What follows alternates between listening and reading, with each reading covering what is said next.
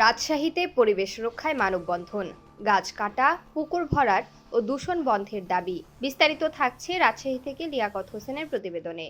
রাজশাহীতে পরিবেশ ও প্রাণ প্রকৃতি রক্ষার দাবিতে মানববন্ধন করেছে নদী ও পরিবেশ বাঁচাও আন্দোলন বাংলাদেশ। শুক্রবার সকালে নগরীর সাহেববাজার 0 পয়েন্ট এলাকায় এই কর্মসূচি অনুষ্ঠিত হয়। মানববন্ধনে বক্তারা বলেন, খরাপ্রবণ বরেন্দ্র অঞ্চলের একটি গুরুত্বপূর্ণ শহর হওয়া সত্ত্বেও রাজশাহীতে উন্নয়নের নামে নির্বিচারে গাছ কাটা, পুকুর ভরাট এবং কৃষিজমিতে অবৈধভাবে পুকুর খনন অব্যাহত রয়েছে।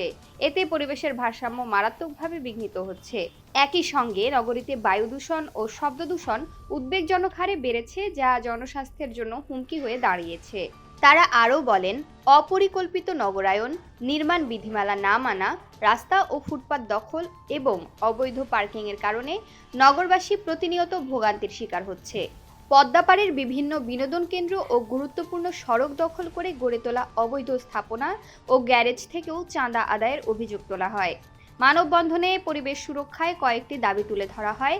এর মধ্যে রয়েছে গাছ কাটা বন্ধ করে পরিবেশ বান্ধব উন্নয়ন নিশ্চিত করা, নিষিদ্ধ হাইড্রোলিক হর্নের ব্যবহার ও বিপণন বন্ধ করা, পুকুর ভরাট বন্ধ ও ভরাটকৃত জলাধার পুনরুদ্ধার, কৃষি জমি রক্ষা, বায়ু দূষণ নিয়ন্ত্রণ, নির্মাণ কোড বাস্তবায়ন এবং অবৈধ পার্কিং উচ্ছেদ। কর্মসূচিতে বক্তারা সকল প্রাণীর জন্য বাসযোগ্য একটি সুন্দর সবুজ নগর গড়ে তোলার উপর গুরুত্বারোপ করেন।